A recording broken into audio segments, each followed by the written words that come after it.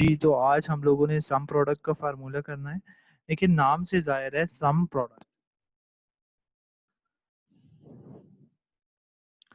Some product मतलब सम का formula जो होता है वो एडिशन के लिए होता है, और प्रोडक्ट का जो है वो मल्टीप्लिकेशन के लिए होते हैं। सपोज अगर आप लोग के पास कोई ऐसा केस आ जाए कि जिसमें आप लोग को एडिशन भी करनी हो डेटा की, और मल्टीप्लिकेशन भी करनी हो, और आखिर में आप लोग को आंसर चाहिए, तो इस केस में हम लोग सम प्रोडक्ट का फार्मूला यूज करते हैं। मतलब जिसमें आप लोगों को कलेक्टिवली ये दोनों फंक्शंस परफॉर्म करने हो एक ही टास्क के अंदर, तो उसके लिए हम लोग सम प्रोडक्ट का फार्मूला जो है वो इस्तेमाल करते हैं। अभी यहाँ पे मैं आप लोग के सामने एक एग्जांपल रखता हूँ। For example these are our products. यहाँ पे लिख देता हूँ प्रोडक्ट्स। ठीक है, ये यूनिट्स हो गए, ये उसकी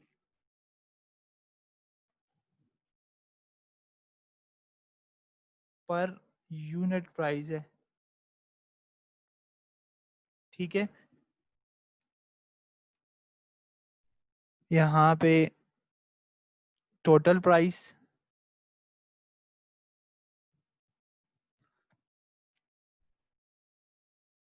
फॉर एग्जांपल अभी हम लोग एक बिल बना रहे हैं, ठीक है। तो बिल बनाने के लिए हम लोग क्या करेंगे, यहाँ पे प्रोडक्ट्स है, यहाँ पे यूनिट्स हैं, यहाँ पे पर यूनिट प्राइस है, और यहाँ पे टोटल प्राइस आ जाती है। ठीक है, फॉर एग्जांपल हम लोग एक डव है जो कि कस्टमर ने जो है 3 खरीदे, और पर यूनिट की प्राइस हमारे पास 120 रुपया बनती है। ठीक है, इसी तरह से हमारे पास यहाँ पे एक है जी डेटोल। ठीक है, ये हमारे कस्टमर ने 5 खरीदे, और एक की प्राइस हमारे पास 60 रुपीज़ है। ठीक है, इसी तरह से हम लोग जाते हैं नेक्स्ट प्रोडक्ट की तरफ। नेक्स्ट है जी शुगर। 1 केजी की प्राइस जो है हमारे पास टोटल जो है उसने 5 केजी खरीदा। 1 केजी की कीमत हमारे पास सपोज 70 रुपीज़ है। ठीक है, इसी तरह से हमारे पास ऑयल है। ऑयल हमारे पास उसने 3 लीटर्स जो है वो खरीदे, 3 पैक्स खरीदे, और एक पैक की कीमत जो है सपोज हम लोग कर लेते हैं 160। ठीक है, तो ये हमारे पास है। अब हम लोगों ने करना क्या है इस केस में, इन दैट केस मतलब यहाँ पे इसकी टोटल वैल्यू जो है हमें चाहिए, तो यहाँ पे मैं जनरल फार्मूला लगाऊंगा। देखें, जनरल फार्मूला मैं यहाँ पे इसलिए लगा रहा हूँ कि स्मॉल डेटा है, लार्ज डेटा नहीं है। ठीक है, तो मैं यहाँ पे B2 लिख दूंगा, मल्टीप्लाई बाय C2। ठीक है, और मैं इंटर का बटन प्रेस कर दूंगा, तो हमारे पास जो है इसकी कीमत 360 आ जाएगी। अब मैंने इसको करना क्या है, ऊपर से लेकर नीचे तक सिलेक्ट कर लेना।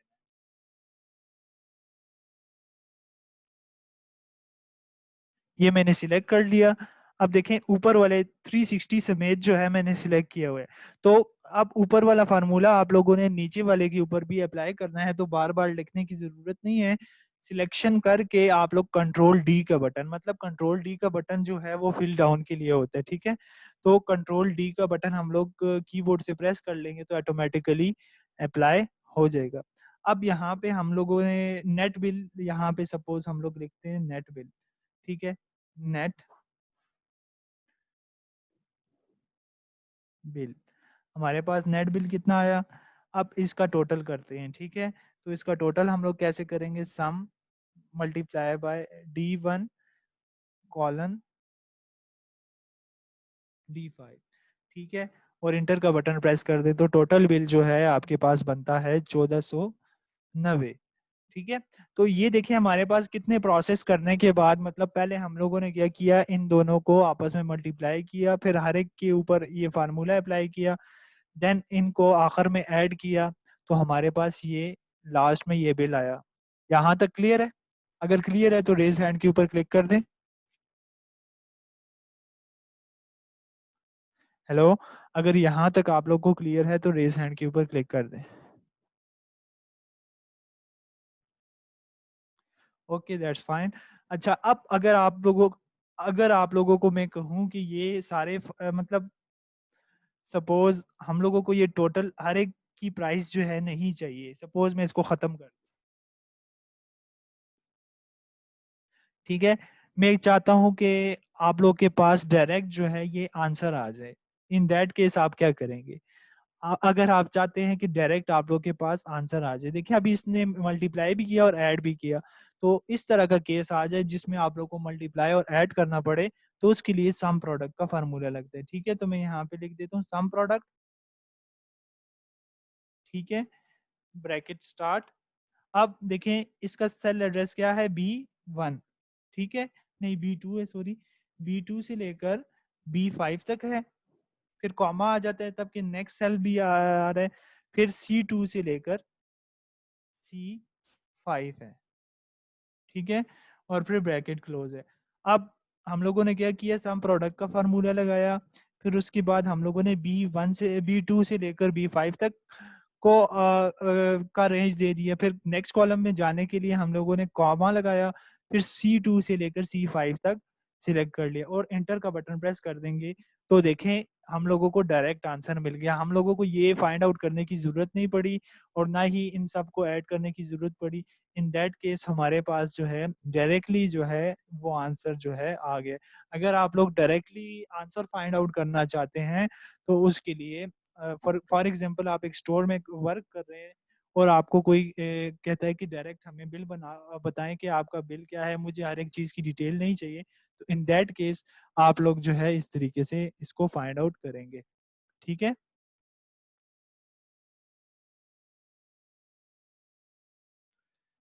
ओके। कौन सा वाला दोबारा बताऊं, पहले वाला या अभी जो आखिर में सम प्रोडक्ट वाला बताया?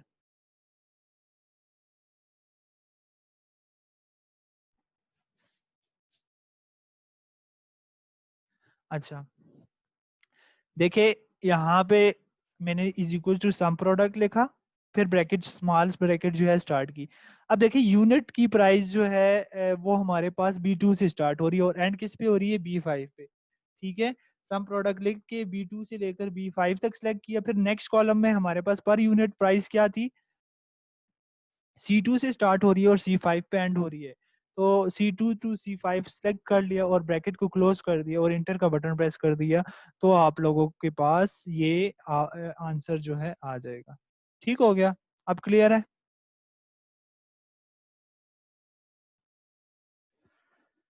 अच्छा जी, अब नेक्स्ट जो फार्मूला है वो है count if. Count if, sum if. ठीक है, अब मुझे ये बताएं, सबसे पहला मेरा क्वेश्चन ये है आपसे कि काउंट का फार्मूला किस लिए इस्तेमाल होता है? काउंट का फार्मूला,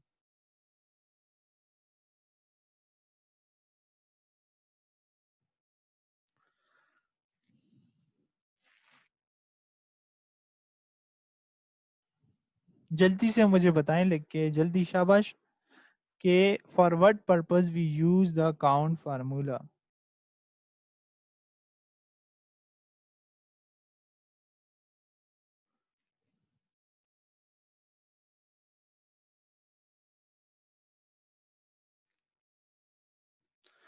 देखें, सिंपल सी बात है ना कि काउंट का फार्मूला,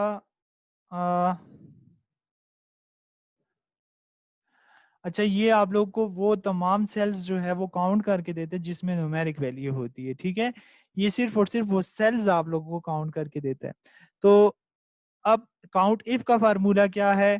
देखिए इसमें हम लोग क्राइटेरिया लगाते हैं। मैं कहता हूं कि उन तमाम सेल्स को काउंट करके दे दो जिसमें सपोज 80 से ज्यादा वैल्यू है।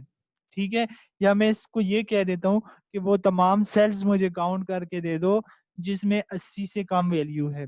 या इसको मैं इस तरीके से भी कह सकता हूँ कि मुझे वो तमाम सेल्स काउंट करके दे दो जिसमें सिर्फ और सिर्फ 80 वैल्यू है। या मैं इसको ये भी कह सकता हूँ कि मुझे वो तमाम सेल्स जो है काउंट करके दे दो जिसमें हमारे पास अली लिखा हुआ है, आदिल लिखा हुआ है। ठीक है, तो इसमें हम लोग एक क्राइटेरिया बता देते। फॉर एग्जांपल क्लास में जैसे टीचर कहता है कि वो तमाम स्टूडेंट्स जो है वो खड़े हो जाएं जिसके जो है 80 से अबव नंबर आए हैं, या वो तमाम स्टूडेंट्स जो है खड़े हो जाएं जिसके 40 से कम नंबर आए हैं, ठीक है, या वो तमाम स्टूडेंट्स जो है वो खड़े हो जाएं जिसके 50 नंबर आए हैं, ठीक है। तो इस तरीके से क्राइटेरिया लगाना हो तो उसके लिए हम लोग काउंट इफ का फार्मूला लगाते हैं, is equals to count if bracket start, अब I1 से लेकर आई किधर तक है, I8 तक, ठीक है।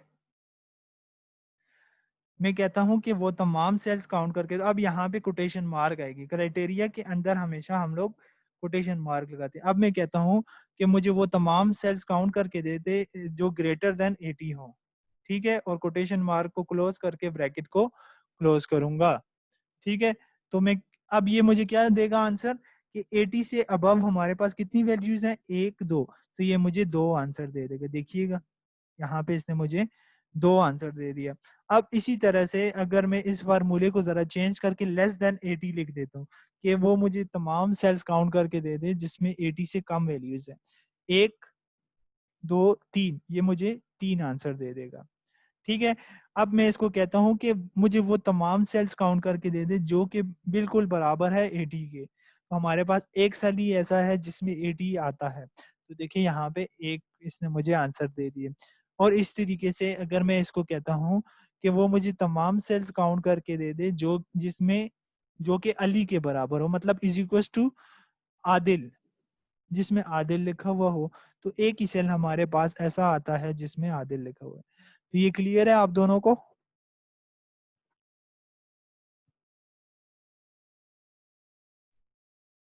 काइंडली मैसेज बॉक्स में जाके आंसर करें अपना।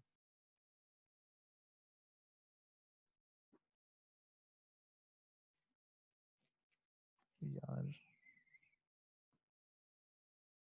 ओके, ठीक है, तो ये हमें वो तमाम सेल्स काउंट करके देता है जो कि हमारे क्राइटेरिया के अंदर लाई करता है। अब ये मैंने आपके सामने 3 4 सिचुएशंस रखी और उसके मुताबिक जो है फिर वो मैंने पुट कर दिया, ठीक।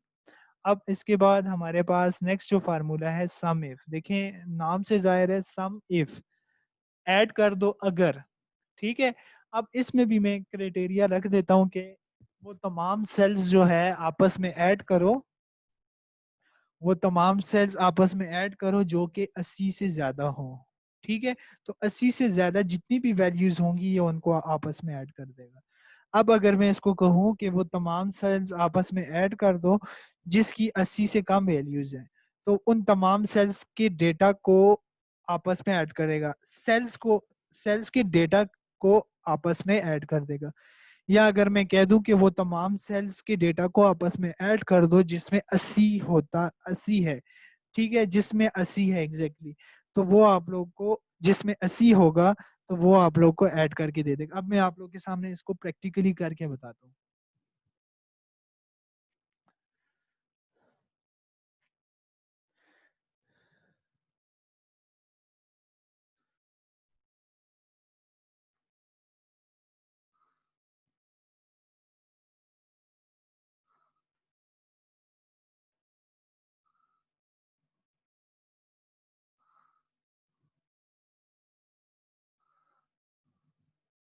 ठीक है, ये डेटा मैंने लिख दिया। अब यहाँ पे मैं सम एफ का फार्मूला लिखता हूँ।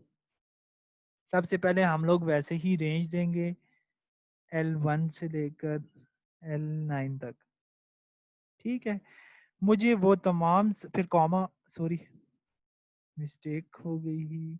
अब इसके बाद हमारे पास कॉमा आ जाएगा, फिर कोटेशन मार्क आ जाएगी, ठीक है। ये जो आपके पास कोटेशन मार्क होती है इसको हम लोग कोटेशन मार्क कहते हैं।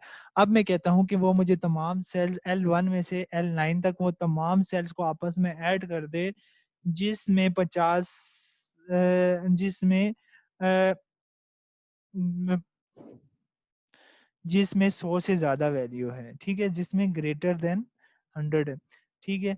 अब ये मुझे कौन कौन से सेल्स को ऐड करके देगा, अब ये मुझे एक ये ऐड कर देगा, ठीक है, और एक ये ऐड कर देगा, तब कि 100 से ज्यादा सिर्फ और सिर्फ ये दोनों वैल्यूज ही हैं। ठीक है, इंटर का बटन प्रेस करूंगा तो इसने मुझे ये ऐड करके दे दिया।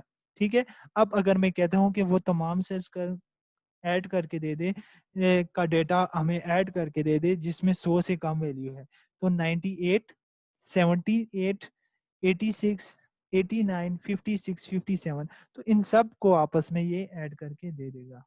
ठीक है, अब अगर मैं कहता हूँ कि वो तमाम सेल्स मुझे ऐड करके दे दो, तमाम सेल्स का डेटा जो है मुझे ऐड करके दे दो जिसमें एग्जैक्ट 100 हो। ठीक है, अब हमारे पास इसमें इन सेल्स में सिर्फ और सिर्फ एक ही जगह पे 100 लिखा हुआ है, तो ये हमें डायरेक्ट 100 आंसर कर देगा। सपोज मैं यहाँ पे अगर मैं चेंज करके 100 लिख देता हूँ तो ऑटोमेटिकली ये 200 हो जाएगा। क्लियर हो गया? अगर क्लियर है तो चैट बॉक्स में जाके रेज हैंड के ऊपर क्लिक, या रेज हैंड के ऊपर डायरेक्टली क्लिक कर दे।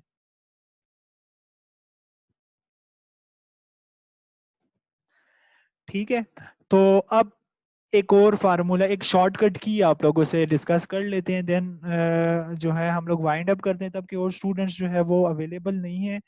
और इफ का फार्मूला वो इम्पोर्टेंट फार्मूला है जो कि हम लोग कल करेंगे। ठीक है, इंशाल्लाह हम लोग कल वो करेंगे, और कल आप लोगों ने अपनी प्रेजेंस को श्योर बनाना है।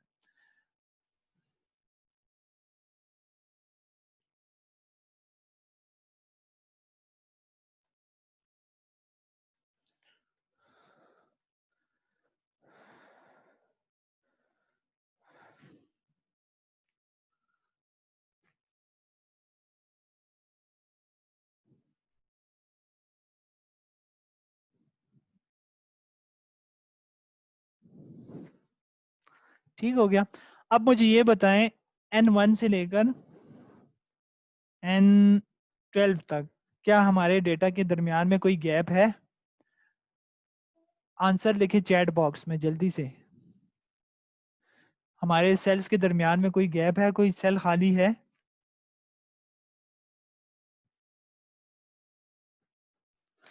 ठीक है, तो इसके लिए आप लोगों ने अगर डायरेक्टली इसको आप लोगों ने ऐड करना हो तो आप लोगों ने आल्ट इज इक्वल टू दबाना है कीबोर्ड से, alt plus is equal to. ठीक है, जिस डेटा के दरमियान में गैप नहीं हो, अगर आप लोगों ने इसको ऐड करना हो, alt is equal to and then press enter. here you get directly the desired answer। मैं अगेन रिपीट कर देता हूँ कि अगर आपके डेटा के दरमियान में गैप नहीं है, इन दैट केस अगर आप लोगों ने इनको ऐड करना हो आपस में, तो alt plus is equal to का बटन प्रेस करेंगे एंड देन प्रेस एंटर, तो वो आप लोग को आंसर कर देगा। अगर ये आपका डेटा वर्टिकल है और अगर आपका हॉरिजेंटल है, अब देखिए यहाँ पे भी हमारे डेटा के दरमियान में कोई गैप नहीं है। ठीक है, तो मैं यहाँ पे भी alt plus is equal to जो है वो प्रेस करके और एंटर का बटन प्रेस करूंगा तो ये आपको डिजायर्ड आंसर दे देगा। Alt plus is equal to याद रखना है, alt plus is equal to and then press enter, you get the desired answer. ठीक है, तो इनशाला फिर हम लोग मिलते हैं कल की क्लास में। इसकी आपने खूब प्रैक्टिस करनी है।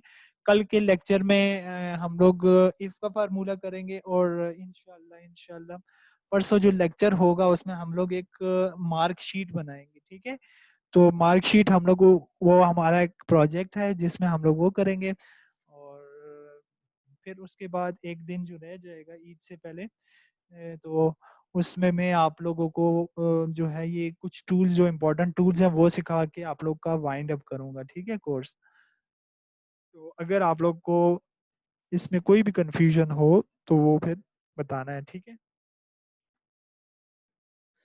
ओके, दुआओं में याद रखिएगा। Wish you all the best. Allah Hafiz.